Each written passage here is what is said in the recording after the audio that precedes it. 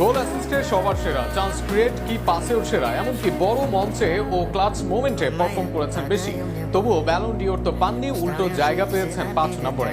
গত আসরে ভিনির পর এবার ব্রাজিলিয়ান রাফিনহার সঙ্গে হয়েছে অবমূল্যায়ন। সেই অবমূল্যায়ন নিয়ে বিস্তারিত থাকছে প্রতিবেদন। নেইমার জুনিয়র তো নিজেই বলে দিয়েছেন রাফিনহার 5-এ থাকা মানে তার প্রতি অবিচার। সামাজিক যোগাযোগ মাধ্যমে তার র্যাঙ্কিং নিয়ে উঠেছে প্রশ্ন, এমনকি অনেক আর্জেন্টাইন ভক্তরাও এই অবস্থানের বিপক্ষে করেছেন অবস্থান। ব্যালনের দাবিদার রাফিনহার জায়গা 5 নম্বরে। দলের জন্য কি করেনি রাফিনহা? গত আসরে গোল অ্যাসিস্টে সবার সেরা রাফিনহা। ব্যালন ডিওর জয়ী ওসমান ডেম্বেলে যেখানে করেছেন 46 গোল অ্যাসিস্ট, রাফিনহা সেখানে করেছেন মোট 64 গোল অ্যাসিস্ট।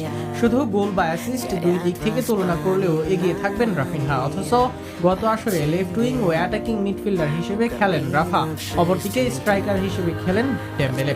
এই তালিকার 2-এ থাকা লামিন ইয়ামাল করেছেন মোট 43 গোল অ্যাসিস্ট। ফুটবলে গোল অ্যাসিস্ট ছাড়াও অনেক কিছু থাকে, এটাও সত্য। তবে যারা সেরা 2-এ থেকেছেন তারা আক্রমণ ভাগের খেলোয়াড়, তাই তুলনাটা এই জায়গায় যায় তাদের সাথে রাফিনহা। তবুও গোল অ্যাসিস্টের বাইরে অন্য তুলনায় রাফিনহাকে ছাড়াতে পারেনি কেউ। গত আসরে রাফিনহা মোট চান্স ক্রিয়েট করেন 43টি। এই জায়গায় তার চেয়ে 7টি বেশি চান্স ক্রিয়েট করেন ইয়ামাল, তবে পার্থক্য শুধু বেশি নয়। আবার এই জায়গায় মাত্র 25 চান্স ক্রিয়েট করেন ব্যালন ডিওর জয়ী ডেম্বেলে। অপরদিকে গত আসরে রাফিনহা কি পাস দেন 167টি, সেখানে 115